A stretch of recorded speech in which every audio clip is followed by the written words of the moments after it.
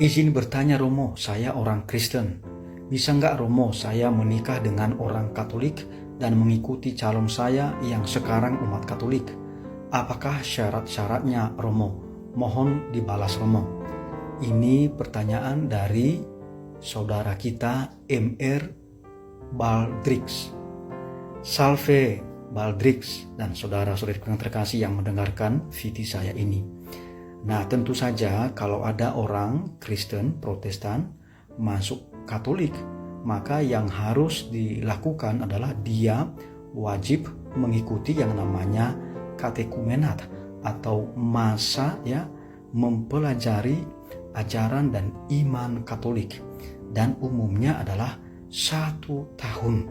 Itu pun nanti dilihat apakah mereka yang katekumen itu sudah bisa menghidupi ajaran dan iman Katolik, karena mereka harus punya komitmen untuk sungguh-sungguh mengetahui ajaran-ajaran pokok dari gereja Katolik, dan juga sekaligus bagaimana hidup mereka sebagai orang Katolik. Jadi tidak hanya mereka tahu, tetapi mereka wujudkan di dalam kehidupan nyata mereka sehari-hari. Jadi saudara Baldrix, sangat bagus kalau Anda menikah dengan calon Anda seorang Katolik dan Anda juga memutuskan menjadi seorang Katolik. Mengapa? Karena nanti tidak bingung Anda dan calon istri untuk mendidik anak Anda secara Katolik. Nah, itu yang harus diperhatikan.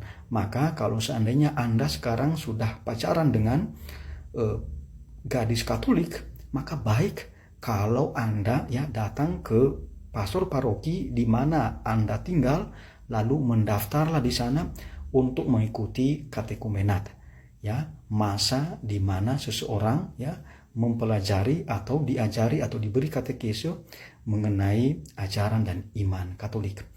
Tapi saudara Baldrix, kalau seandainya tidak memungkinkan itu selama 1 tahun Anda mau ikut katekumen, tetapi Anda mau menikah dengan calon Anda itu, maka tentu saja nanti Anda menikah dengan perkawinan beda gereja karena Anda belum masuk dalam agama Katolik. Maka kalau Anda belum masuk Katolik dan Anda menikah dengan yang Katolik itu, maka Anda wajib meminta izin nikah beda gereja kepada Bapak Uskup dan kepada Romo Vikaris Jenderal atau kepada Romo Vikaris Episkopal. Praktisnya yang meminta ini nanti yang membantu adalah Romo Paroki. Jadi tak usah merasa wah ini repot, tidak, dibantu oleh Romo Paroki. Tapi ini yang perlu juga diperhatikan. Tadi kan saudara kita Baldrix itu mau masuk Katolik. Nah, nanti mau masuk Katolik itu dilihat baptisan Kristen Protestan sebelumnya apakah diakui sah oleh gereja Katolik. Nah, baptisan Protestan yang diakui sah oleh gereja Katolik adalah materianya itu sungguh-sungguh dari air murni, sama seperti yang diyakini oleh gereja Katolik, yaitu air murni. Dan cara membaptisnya bisa dengan ditenggelamkan, itu gereja Katolik mengaku itu, atau dituangkan air di kepalanya, itu juga diakui oleh gereja Katolik. Nah, kalau itu pada saat saudara kita Baldrix ini dibaptis seperti itu, itu sudah diakui itu Jadi cara membaptis dan materia juga air murni yang dipakai. Lalu yang kedua, forma dari baptisan itu atau kata-kata yang digunakan di dalam baptisan itu harus bersifat trinitaris, yaitu saya membaptis engkau, lalu siapa namanya? Dalam nama Bapa dan Putra dan Roh Kudus. Amin. Jadi harus bersifat trinitaris.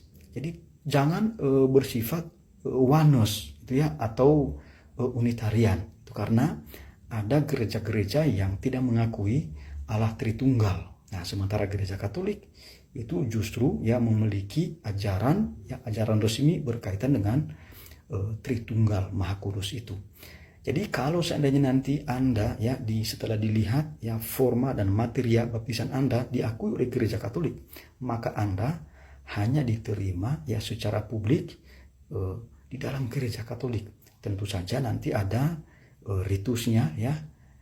Nanti akan diberitahu oleh pastor paroki kalau Anda sudah mengikuti katekumenat ya, persyaratan untuk masuk ke dalam gereja Katolik. Jadi Saudara Badrix ya, semoga Anda ya sungguh-sungguh mempersiapkan diri, dan tolong ya persiapkan ya diri Anda, gunakan kesempatan masa pacaran ini sebagai seorang anak Tuhan Yesus ya, tidak melakukan dosa tetapi justru bertanggung jawab, dan juga nanti membangun komitmen untuk menjadi seorang ayah, untuk menjadi seorang suami, untuk menjadi orang Katolik ya, yang sungguh-sungguh yakin ya bahwa kita diselamatkan melalui Yesus Kristus itu sendiri ya. Dan semoga nanti juga calon istri Anda ya, sungguh-sungguh Anda bekerja sama ya di dalam ikatan perkawinan dan dalam membangun keluarga ya Kristiani. Saya selalu berpesan kepada OMK supaya mereka yang akan menikah sungguh-sungguh membaca ya minimal 3 ya kitab suci. 1 Injil Matius bab 19 ayat 5-6, Injil Markus bab 10 ayat 7-9 ya, di situ sudah dikatakan tidak lagi 2 ya tetapi 1 daging. Apa yang sudah dipersatukan oleh Allah tidak boleh diceraikan oleh manusia. Jadi suami dan istri itu bukan lagi 2 tetapi 1 daging, dan Anda dipersatukan oleh Allah di dalam ikatan perkawinan, maka tidak boleh ada perceraian.